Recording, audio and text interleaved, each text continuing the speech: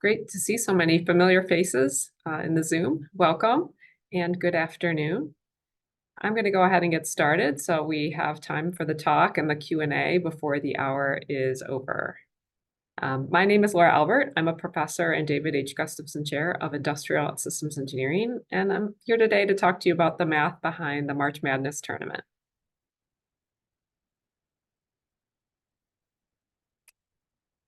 My talk today is going to have three main parts. I will be discussing really ranking sports teams and analytical methods that are used to figure out which teams are the best, as well as seeding the tournament. And the middle part of my talk will be about the analytics of building a better bracket. And at the end, I'll give some insights into perfect brackets, which has been a hot topic lately. I want to answer your questions, and we have a few questions that were asked ahead of time. I'll answer those at the end, as well as other questions that come up.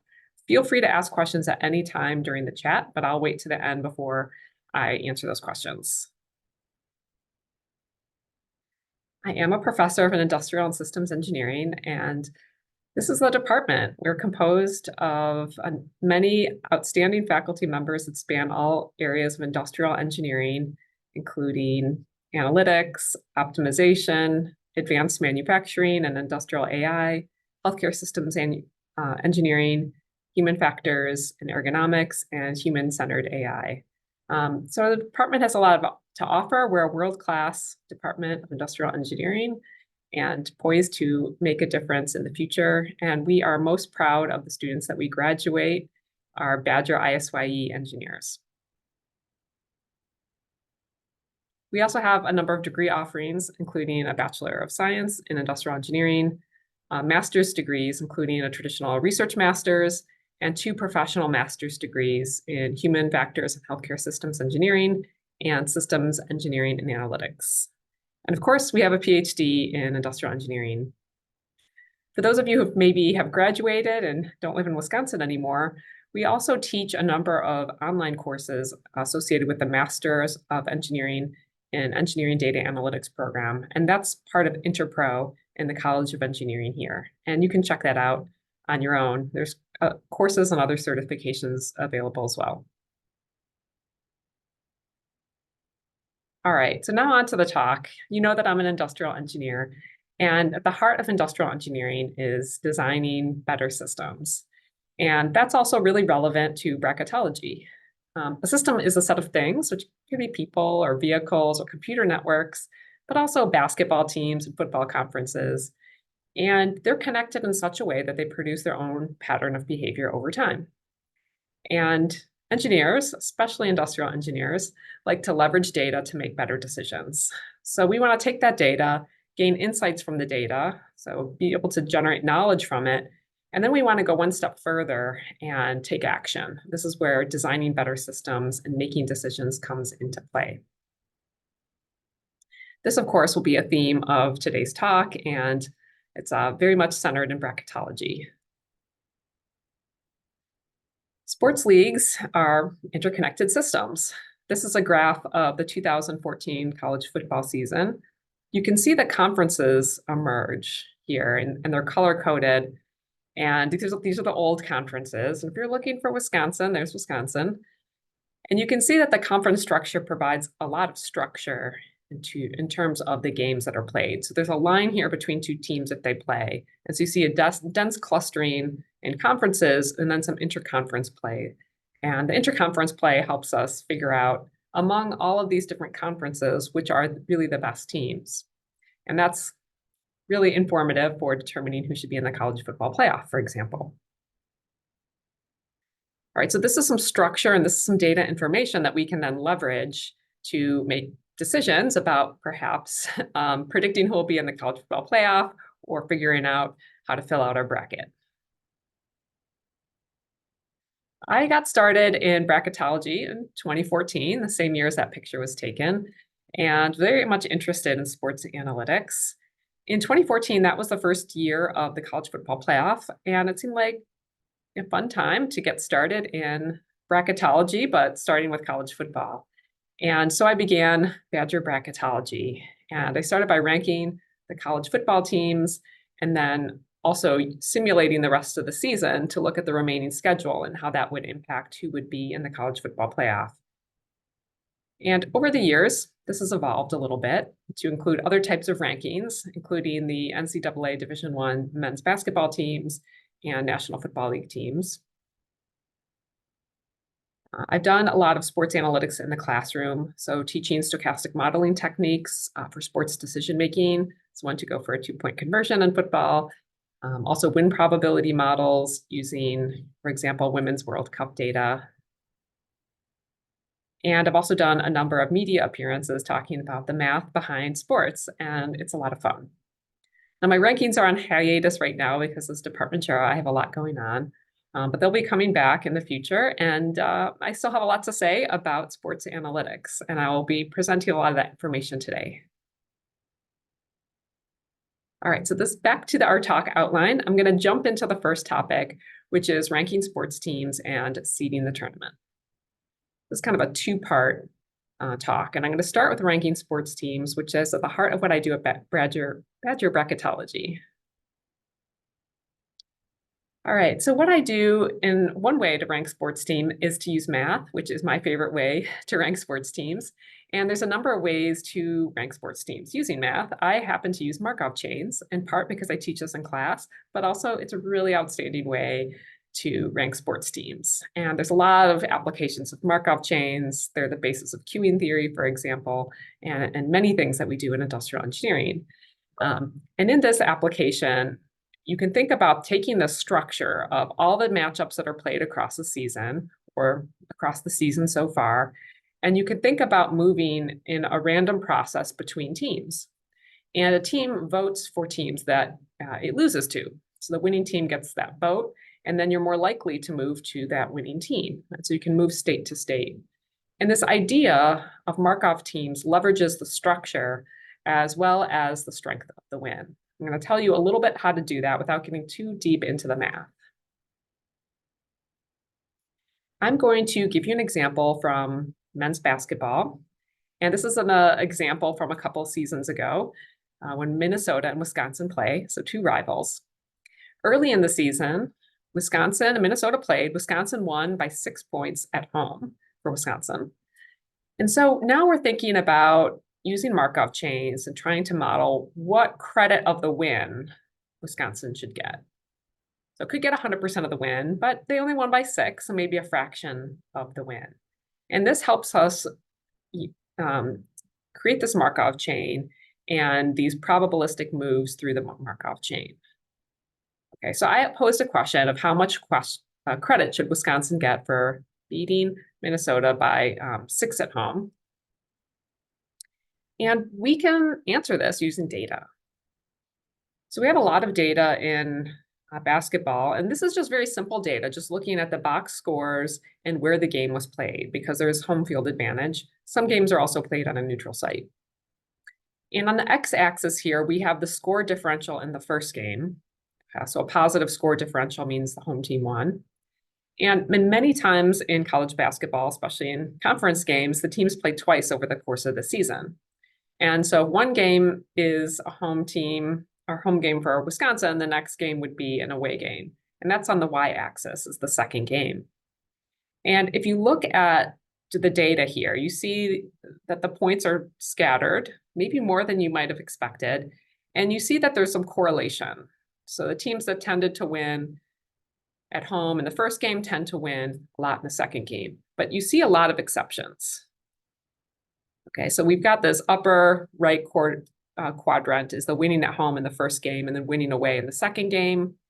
And the lower quadrant is winning at home in the first game, but losing in that second game. And if we take all the data similar to the game that I posed, where Wisconsin won at home by 6, it's this vertical slice through the data. Okay, so you can kind of see the zeros that occur in the data naturally because you can't end a game in a tie. They just keep having overtimes until the final score does not have a differential of 0. And all those points above are wins, and all those points below the 0 are losses. And you can see that there's still a good chance that team would lose in the next game. And historically, that's happened a lot. So what we can do is we can put all this data together and we can use logistic regression, which is a great workhorse in data science. And this helps us create a predictive model of the probability that a team would win in the second game when it's an away game for them, given the score differential in the first game. And this is a little bit surprising. According to this model that best fits the data, the probability that Wisconsin would beat Minnesota in Minnesota is about 48%, which is less than half. But basically, it's saying it's a toss-up. It's going to be a close game. They played it on a neutral site. It looks a little bit better. Wisconsin would have about a 55% chance of winning. Okay, so what do I do with this? I take all these numbers and I can take all of the data in the games. And again, this is pretty simple data, just the box scores and knowing where the game was played, and also leveraging the structure. And then I can assemble this matrix and use linear algebra to solve a series of equations to get a rating for each team. And then I can sort the ratings to get a ranking. And if you're curious, Wisconsin did beat Minnesota by 1 point in Minnesota later that season. If you think this method is kind of nifty, and it is, and actually it's a really powerful algorithm. Markov chains are the basis of Google PageRank. Google since evolved since its original algorithm based on Markov chains was introduced, but it was a $1 billion idea and it changed our world. Searches were pretty bad before Google, and I was around then. And when Google started using Markov chains and PageRank, it was much easier to find information on the internet. And much like ranking sports teams, it tries to find the most relevant sources of information on the internet and then return those to users who enter search terms. So there are many other uses of Markov chains and these ideas based on math that we use in bracketology. All right, so this is just one way to rank sports teams. There are many other ways to rank sports teams. And basically, they all use some inputs, which is the data. Then they use some kind of method. So I just mentioned Markov chains, and can return some ratings or rankings of sports teams. There's some that just look at wins and losses. They ignore this score differentials. You can also use Markov chains for this idea. Colley matrices, which were used by many years in college football, are based on this method. Logistic regression and the RPI, ratings percentage index, are also based on win-loss methods and math. All of these work in different ways. There are also a number of scoring methods that do use specific scores or score differentials, so including Markov chains, which I just outlined, Poisson regression, Pythagorean scoring, and Massey ratings are a few examples of scoring methods. And then there are the gut feeling methods that ignore math, such as the coaches polls and press polls. And sometimes you can think about this as crowdsourced data that can be useful in its own right. Both the NCAA selection committee and the college football playoff selection committees review computer rankings. That's what they call these rankings based on mathematics and data. So they are informative and they are used to make important decisions. A couple of takeaways from this part of the slide. These are takeaways that I find meaningful. One is that you don't need very much data to create rankings if you use good models, or the right models, as I call them. So small data sometimes can make a big difference. And using the small data and the right models, I can create rankings that are indistinguishable from those of experts. And I really think that this is beautiful and really cool. And I'm amazed every time this happens. Math is really powerful. I want to transition into the men's basketball tournament and seeding the tournament. I'm going to talk a little bit about the rules and the process for seeding the tournament, because it is very informative to filling out a bracket. The process starts with the selection committee selecting the field, which is selecting the 68 teams that will be in the tournament. So as I mentioned, they might be reviewing some rankings. Some of them are those gut feeling rankings. Some are computerized rankings. Right now, they're using the NET computer ranking. And about half the teams automatically qualify each tournament. The next step they do is they actually rank the teams in order 1 through 68, which is called the S curve.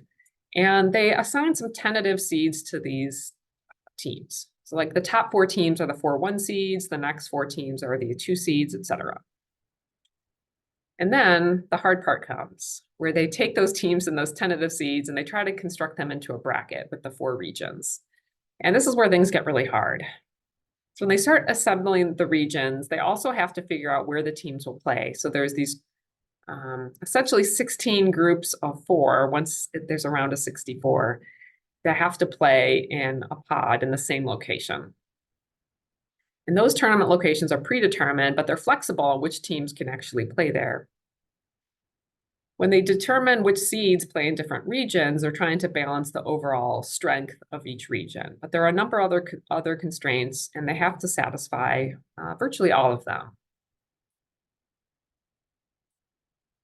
I have listed some of the constraints that they need to satisfy when constructing the bracket and choosing which seeds and teams go in which region.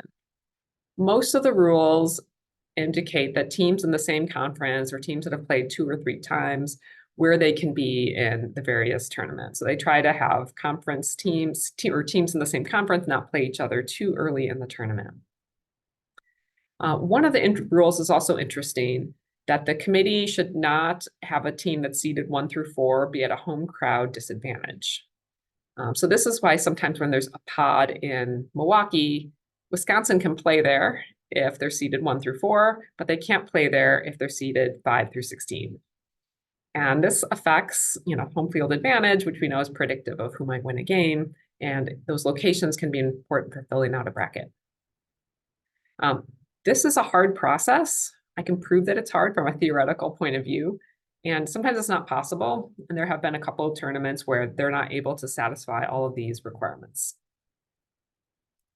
One thing the committee can do is they can adjust the seed by 1 or 2 to try to satisfy those constraints. And so if it seems like a team is not quite seeded correctly, that's because it might have gotten a boost or a ding to satisfy the constraints of the seeding tournament. So it is helpful to see exactly how a team might actually be ranked in absolute terms, not just their seed. All right, some takeaways from this is that some teams are assigned slightly higher or lower seeds to satisfy the various constraints in seeding the tournament. And the teams seeded 1 through 4 may benefit from home field advantage. I do check the locations because sometimes that home field advantage is stronger than others, and that seems to make a difference. All right, I want to move on to bracketology and what the numbers and the seeds tell us about the tournament. I'm going to start by introducing the seeds. Most of the time I'll be talking about the round of 64 because when filling out a bracket, it's usually starts after those play-in games have already, assuming that those play-in games have already started. So if you're filling out a bracket, it is just with these 64 teams left.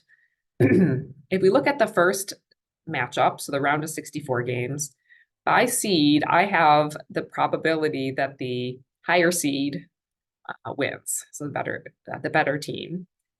And there's a percentage there on the right of the times that the lower seed has won. And you can see the 1 versus 16 seed is generally a sure thing. There's only been 2 losses, Virginia a few years ago and Purdue last year.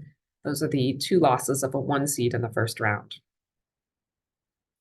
2 seeds fare almost as well in the first round. It's interesting, as you go down, you'll notice that it becomes a little bit more even. And there really isn't a difference between 6 and 11 seeds and 7 and 10 seeds in the first round. And actually, there are a lot of upsets in the 5 and 12 seed as well. And an 8 and 9 seed is basically a toss-up. So a 9 seed winning is not an upset.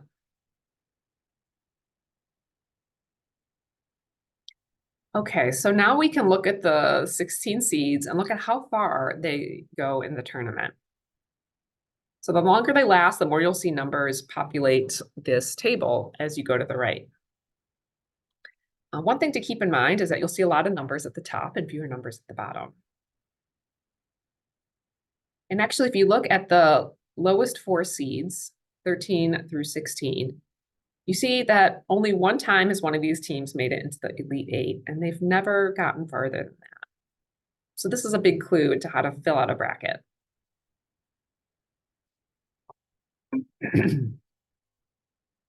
In contrast, if you look at the top 4 seeded teams, you see a lot of depth into the tournament as well as the overall champion. And I'll include some additional numbers on the following slide. Based on how bracket scoring does, there's a lot of points associated with getting the final 4 right and picking the overall winner correctly. So I actually take a top-down approach when I fill out my bracket. If you look at the final 4 seed distribution, about 40% of the seeds in the final 4 are 1 seeds, so almost half. And then you see a lot of 2 seeds and 3 seeds. And then it really is, there are fewer seeds beyond that. If we look at the overall, and one thing to point out is the 1 through 4 seeds account for more than 81% of final 4 teams. And a typical final 4 team is composed of 2 1 seeds, a 2 seed, and either a 3 or 4 seed. This is the most common composition of the final 4. I'm not sure which 2 1 seeds and a 2 seed. That we have to observe and guess every year. And only one time did all final 4 seeds make it to the, all 4 1 seeds make it to the final 4. Another observation from this data is the 1 seeds and the overall winners. So there are 4 1 seeds and they account for 6.3% of the overall number of teams in the tournament, but those 4 teams account for 63% of the national championships. And the other 64 teams in the tournament account for the other 37% of the national championships. All right, so let's enumerate all of the low seeds in the final 4. And these are all seeds 6 through 16, so skipping the top 5. And you'll see a few things here. You'll probably see the numbers 6 and 11 pop up a lot. And you'll see Florida Atlantic as a 9 seed last year. And one interesting observation in here is that there haven't been nearly enough Cinderella teams. And when there are very low seeds in the final 4, so teams seeded 10 through 16, this has happened 5 times, and every single time they were an 11 seed. And as I pointed out, there's a lot of 6 and 11 seeds here. And so it's not just that there's something magical about these teams seeded 11. Well, there might be. But it seems like the seeds actually give a team a pathway to the final 4. And this seems to be an easier path than other seeds. And there's some guesses for why this might happen. But the 11 seeds are the ones that break your bracket.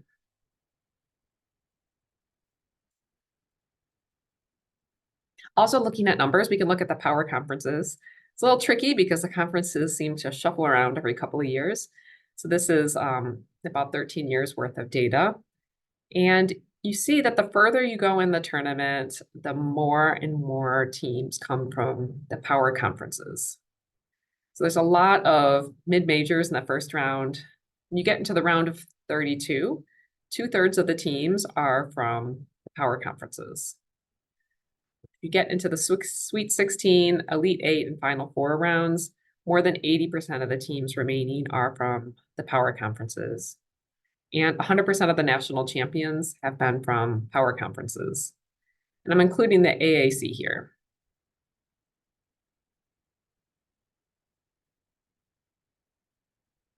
All right, so if we're looking at the seeds and the numbers from historical tournaments, there's a few takeaways for filling out your bracket. One is most commonly the seeds in the final 4 are 1, 1, 2, and a 3 or a 4. So I try to look at the overall composition of my bracket picks and ensure that they are close to this distribution. Overwhelmingly, the winner tends to be one of the top four teams in the tournament. So the top four teams, which I'm going to say are one seeds, win the national championship about 63% of the time, and the other 64 teams vie for that other 37%. So it's not always very likely that team other than a favorite wins. And so usually I try to play the odds and try to figure out which of those top four teams is likely to win. And third is I look at the path to the Final Four, which is described by the seeds. And the seeds themselves yield some information in addition to the specific teams they represent. We can see that the 10 and 11 seeds in the first round, or the round of 64, win about 38% of the time, which is more than I thought. And 11 seeds have made it to the Final Four 5 times. However, 10 seeds have never made it to the Final Four, which is interesting. So one hypothesis for this is that the 6 and 11 matchup that exists in the round of 64 goes the longest before facing a 1 or a 2 seed, and by then there might be some upsets. All of this, of course, is based on the men's tournament. All right, so I want to spend a few minutes talking about perfect brackets because these have gotten so much attention in recent years. And first of all, I will say there are a lot of different ways to fill out a bracket. I've enumerated them. So once you get to the round of 64, there's 63 games and 2 possible outcomes each. So that gives you 9.2 quintillion ways to fill out a bracket. I was not really sure that, or not really aware that quintillion was a type of number before calculating this, but it is. And this is a really big number. For example, there are 100 billion, roughly, stars in the galaxy, and there are way more ways to fill out a bracket than there are stars in the galaxy. So there's a lot of ways you can go wrong, and we should all be forgiving of ourselves. Slightly more than half of those games are in the round of 64. And for each round of the tournament, I have the number of possible outcomes. And you can see that there are more than 4 billion in the first round, or the round of 64 alone. And you put this all together and you get your 9.2 quintillion. However, we know that not all outcomes are equally likely. We saw that in particular with the 1 in 16 matchups in the round of 64.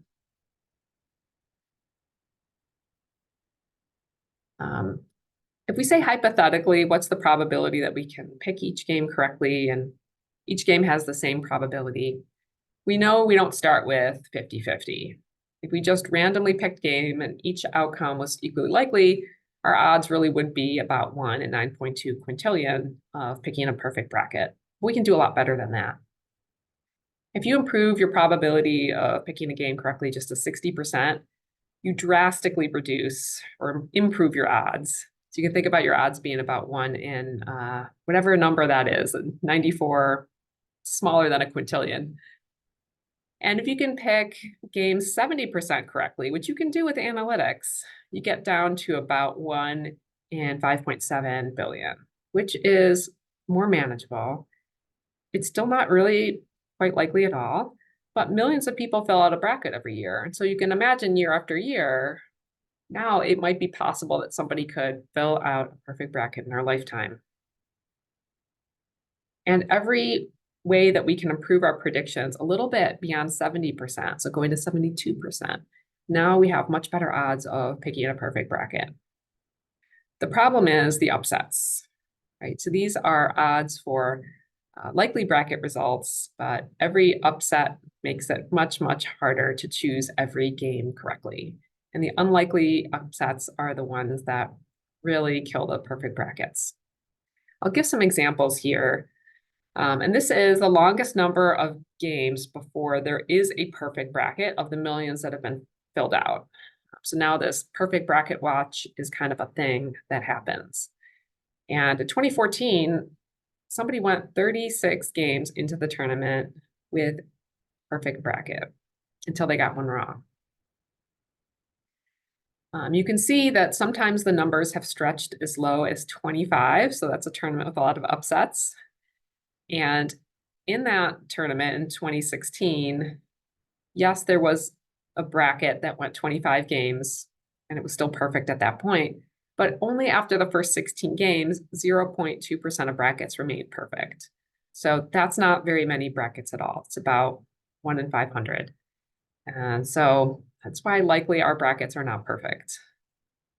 Amazingly, in 2019, a bracket went 49 games into the tournament before they got a pick wrong. Last year was not a good year for perfect brackets because of the Purdue upset. And that really destroyed a lot of brackets. So there was only one that lasted 25 games into the tournament. So some tournaments are going to be easier to pick than others. And so some tournaments are more fertile ground for the perfect brackets, and some are not. Another way to look at the perfect brackets is to look at picking a perfect Final Four. Now, to do this, you don't need to pick a perfect bracket. You just need to get 4 Final Four teams correct. So there's a lot of correct picks in there. And I have the number of teams that have correctly picked all Final Four teams, and I've used ESPN here for reference. And the number of people filling out brackets goes up every year. And I was interested in this because in 2011, only 2 brackets out of 5.9 million had all Final Four teams correct that year. And that was really shocking. And that was a year where VCU, and I was a professor then, VCU made the Final Four. So it was a very unlikely Final Four set of teams. And you see this number range from 2 in 2011 to more than 182,000 in 2015, back down to just 37 last year when Purdue lost in the first round. So this really highlights the fact that some years are just really hard to pick who's going to be in the Final Four, and some years are just, there are more upsets and there are more wrong picks than others. And this all influences the perfect bracket. All right, so with that, I want to wrap up the main part of my talk so I have time for Q&A.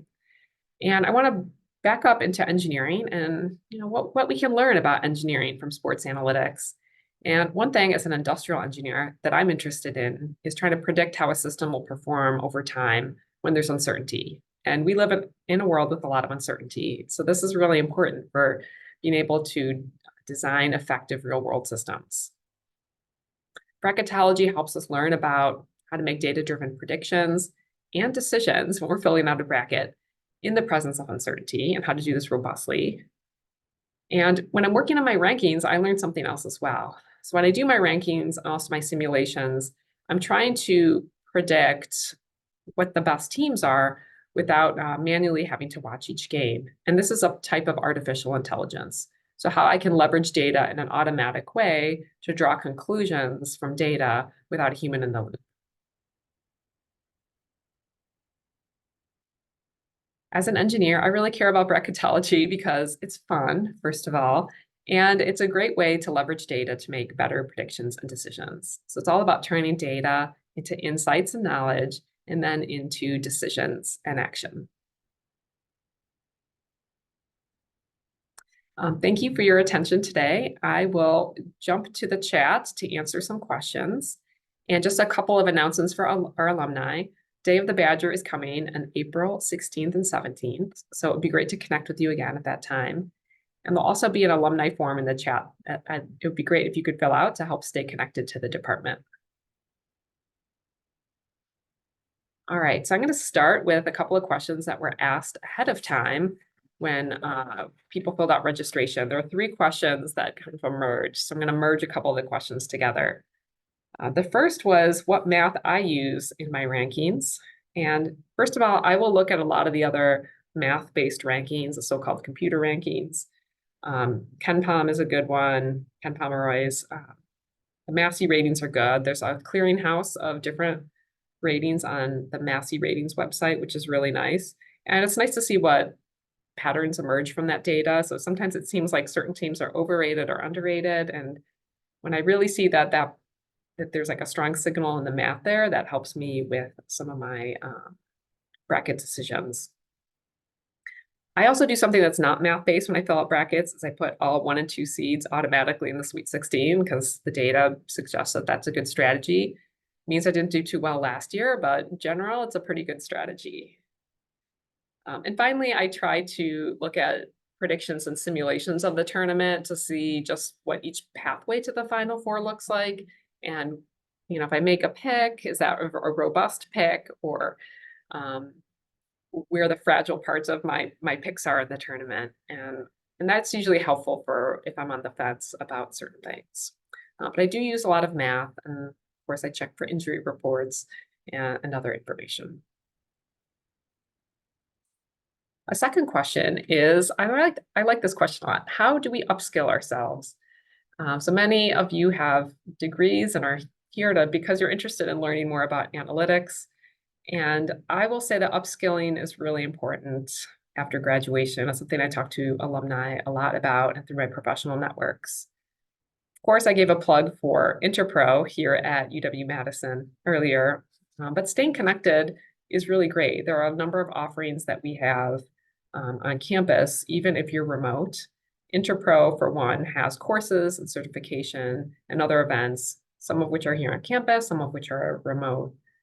Some of the events, such as those by the UW E-Business Consortium and Quick Response Manufacturing, are really great at providing opportunities for upskilling. I'll also recommend getting active in a professional society, whatever that is for you. I'm a little bit biased because I'm very active in professional societies, and last year I was the president of Informs. But I will say that of the industry professionals I meet through professional societies, that they really get a lot out of professional development and upskilling through their networks. And a lot of that is learning what skills are most effective and what are really needed from others that are like them. And one thing that industry professionals have told me is most important is upskilling and the soft skills, being able to translate between the analytics and the C-suite or other decision makers is really crucial and often makes the difference when they're upskilling.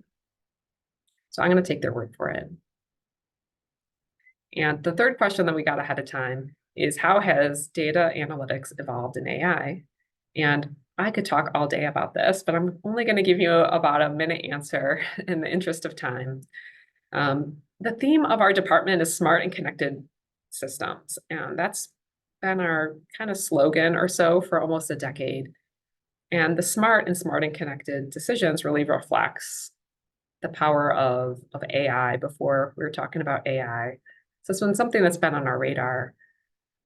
And if you look at the areas that we study in the department, so analytics and AI and complex systems, human-centered AI and human factors, and optimization and the math behind AI, we've evolved to be relevant and impactful and influential in AI. We evolved a long time ago, and it's really exciting, everything that's going on right now. We're developing new courses to meet the demand. We're training more students to meet the demands of the workforce. And some of our courses and students are interested in ethics and trustworthiness, interpretable and explainable AI. So our curriculum continues to evolve, and stay tuned for more. If you read our newsletter, you'll read about some of our new courses and faculty expertise in this area. All right, so I'm ready to take some questions from the chat, or you can raise your hand if you have any more questions.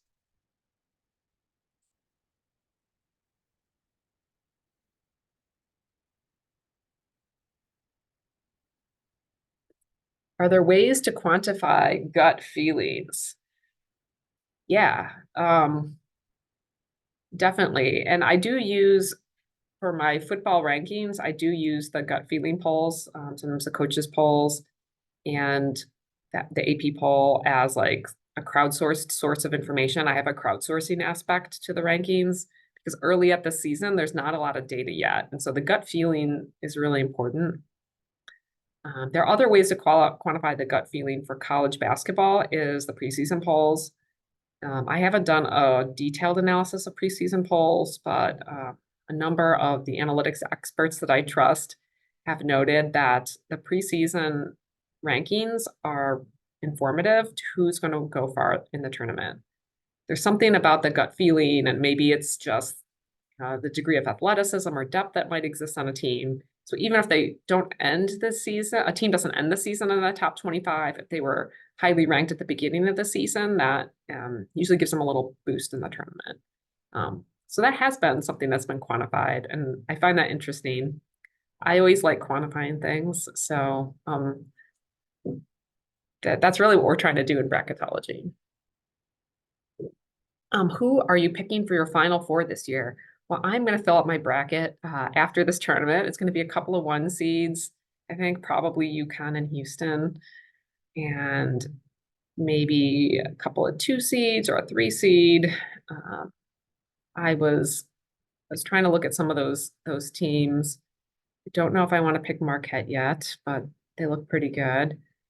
I do pretty well with when I do pick teams that are a couple of the favorite teams, what I think are the favorite teams in the Final Four, like the 2-1s, a 2 and a 3. How far are the Badgers going? So one challenge with the Badgers being a 5 seed is that they don't have that home field advantage, which is really nice in the first couple rounds. And they're going to New York, which can be tricky if they're playing, teams in the East Coast, because they have that home field disadvantage. But I'm going to have the Badgers going pretty far. I don't like the loser insurance. I just want to root for the Badgers and not feel that if I pick them to lose in the tournament, then I'm okay with that. New question. Is there a way to identify the one outlier that messes a bracket each year? Oh, I wish there was. This is so hard. And so much of what I do in the analytics is trying to figure out those teams. And I can do pretty well with that. I mean, you can look at a lot of the numbers and I can have, over time, I've noticed that it's easier to identify those so-called upsets in the first round if I can identify like mid-majors that are underseeded, for example. But then what happened was when Virginia lost to UMBC, it was 2018, about 6 years ago. And I went back and I've looked at some of the rankings of those teams that go far in the tournament, or at least had that one really big upset. And there was no way to explain that one. UMBC was ranked 154th, which is about the middle of the pack. And Virginia was the overall number 1 seed that year, I believe, and there was just no way that I could explain that with math at all. Other teams, it's a little bit more doable. Also in that season, the Loyola of Chicago team went to the Final Four, and they were pretty highly ranked in my rankings. I think they're about 26th or 29th, somewhere in there, which is really high for a mid-major. So sometimes when I look at the math, I can recognize teams that have the potential to go far, especially if they're 6 or 11 seed. And I try to, sometimes it's hard to make those picks because I know that those are the ones that are going to mess up my bracket. And luck is the number 1 factor in brackets. New question. There are 4 regions. Do you separate your analyses or look holistically initially? This is great. So I kind of look at the first round matchups, and then I look at who I think might be in the Final Four, and I work both directions. It's also how I do proofs. It's like you start in the beginning, you start at the end point, you try to get them to meet in the middle. And that's really because I look at the top 4 seeds in each region, and I try to, they're supposed to balance, but then if you actually look at the math-based rankings, they're usually not very balanced. And also, like with your gut, you don't really feel like they're balanced, but usually that matches up with the math fairly well.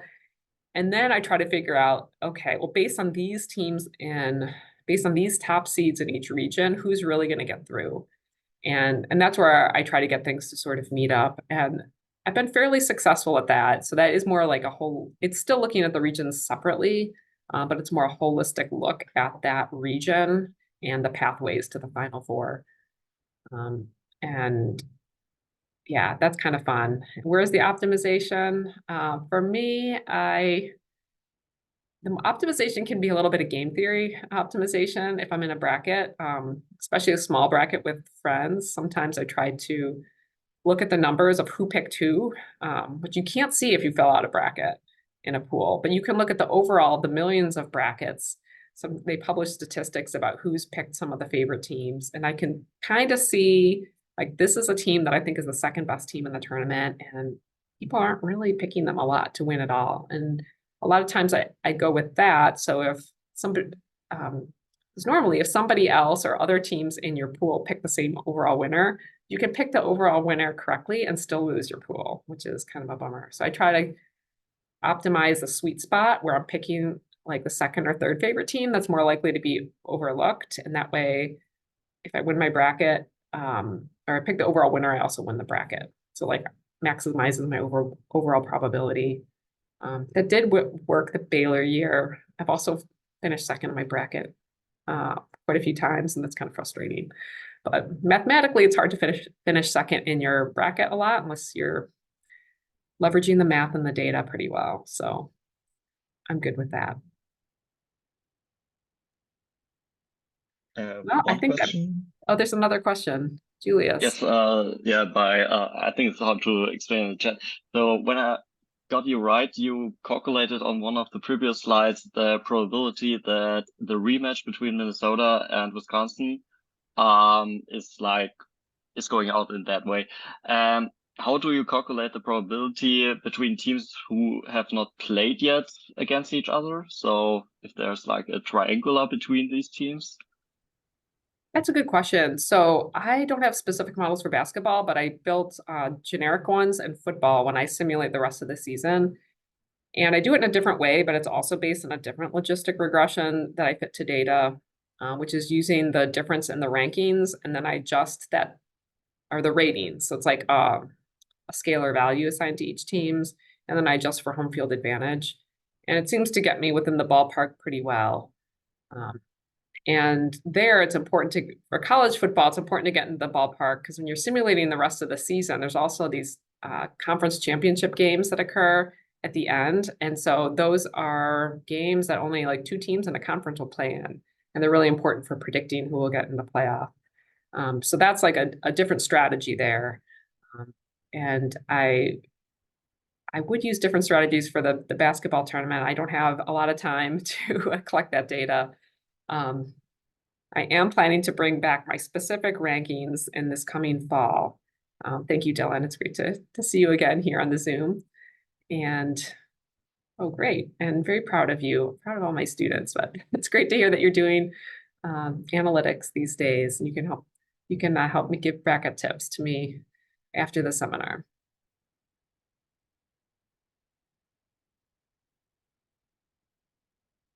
Oh, question of where did I have FSU in the college football last season? I have taken a hiatus from rankings just to be department chair and then Informs president last year. So I've taken a hiatus. In general, I've agreed with the college football selection committee for the college football playoff. I think I've agreed with them in every pick, except I would have put Central Florida in the playoff that 1 year just for kicks. Probably shouldn't have said that while this is being recorded, but I did. Well, it's great to see all of you. If you want to stay connected after the talk, please drop me a line. My email's on the slide. Otherwise, thank you for your attention today and for staying connected with the department. As always, on Wisconsin.